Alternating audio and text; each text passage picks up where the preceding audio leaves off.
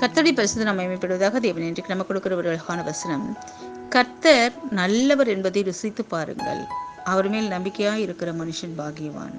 ஹல்லேலூயா.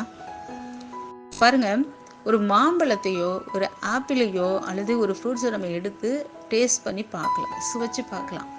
ஆனால் கர்த்தரை எப்படி நம்ம ருசி பண்ணி பார்க்குறது, எப்படி டேஸ்ட் பண்ணுறது அப்படின்னு பார்த்தீங்கன்னா, அவரோடு ஜெபத்தில் நடக்கும்போது அவரோட குணங்களை, அவர் சொல்லக்கூடிய காரியங்களை நம்ம புரிந்து கொள்ள முடியும்.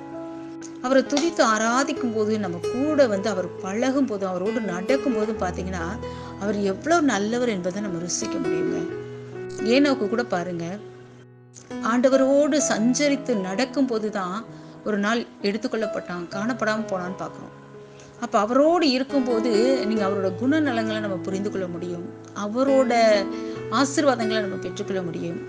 ஸோ நம்ம கர்த்தர் நல்லவர் அப்படிங்கிறத ருசிக்க ஆரம்பிச்சிட்டிங்கன்னா ஆட்டோமேட்டிக்காக அவர் மேலே நம்பிக்கை வந்துடும், விசுவாசம் வந்துடும், அவர் சொல்கிறதுக்கு கீழ்ப்படியக்கூடிய குணம் நமக்குள்ளே வந்துடும். இந்த நாளில் கூட நீங்கள் எல்லாரும் கர்த்தரை ருசிச்சு பார்க்க ஆசையாக இருக்கீங்களா? அவர் வழியில் நடங்க. ஆமென்.